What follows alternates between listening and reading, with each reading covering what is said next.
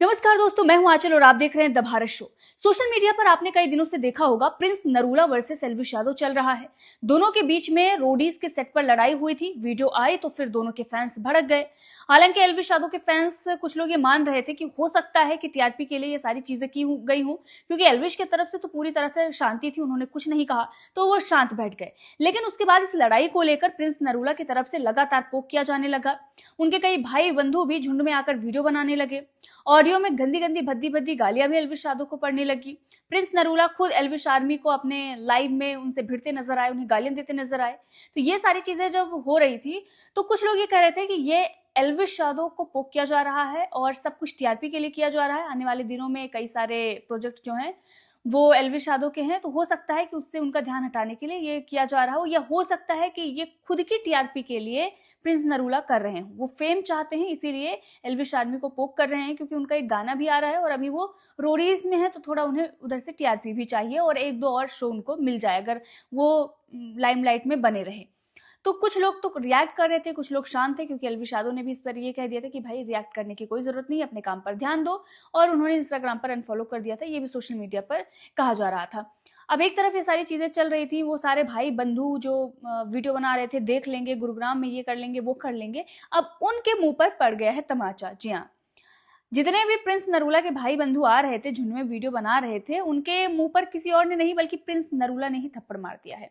दरअसल प्रिंस नरूला की एक स्टोरी आई है एल्विश यादव के साथ, और ये बताते हुए कि ये मेरा छोटा भाई है, ऐसा है वैसा है। अरे भाई, अभी तो देखने की बात कर रहे थे, बड़ी बड़ी लंबी लंबी चौड़ी चौड़ी बातें कर रहे थे, और आप एक पल में तुरंत जैसे एल्विश यादव मिलते हैं पिघल जाते हैं। मतलब साफ है कि ये सिर्फ और सिर्फ फेम के लिए ही हो रहा था। एल्विश यादव की तरफ से कोई रिएक्शन नहीं आया, तो फिर से चले गए एल्विश यादव के साथ और बताने लगे भाई। देखिए वीडियो में कैसे गले पड़ रहे हैं। हाँ जी। क्या चल रहा भाई? क्या चल रहा है ये सब? तू बता क्या चल रहा है? अरे मेरी बात सुनो, ये मेरा छोटा भाई है और हमेशा रहेगा।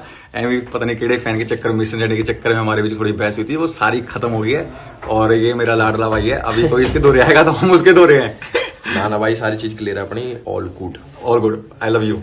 Love you too man.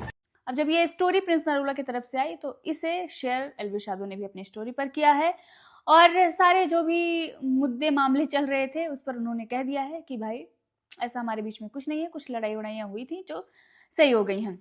तो अब लोग ये कह रहे हैं कि अगर ठीक है, मामला सुलझ गया है, आपसी सहमति हो गई है कि अब किसी भी तरीके से कोई भी चीज़ें हमारे बीच नहीं रही हैं, तो जो सॉन्ग आ रहा था क्या वो आएगा? क्योंकि जब इन दोनों के बीच में हुई थी कहा सुनी, उसके बाद जब प्रिंस नरूला खूब वीडियो बना रहे थे, लाइव आ रहे थे, गालियां बक रहे थे, तब एल्विश यादव ने वर्क अपडेट में सॉन्ग के आगे 0 लिखा था।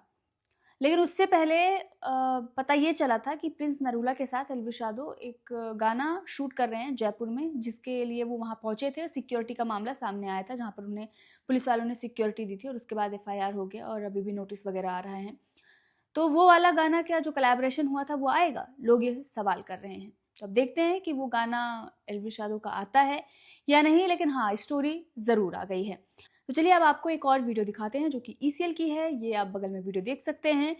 ECL 2 सीजन जो है ECL सीजन 2 शुरू होने वाला है, और इसमें कई सारी टीमें खेल रही हैं। पिछली बार कुछ कम टीमें थी, लेकिन इस बार कई और भी लोग आए हैं।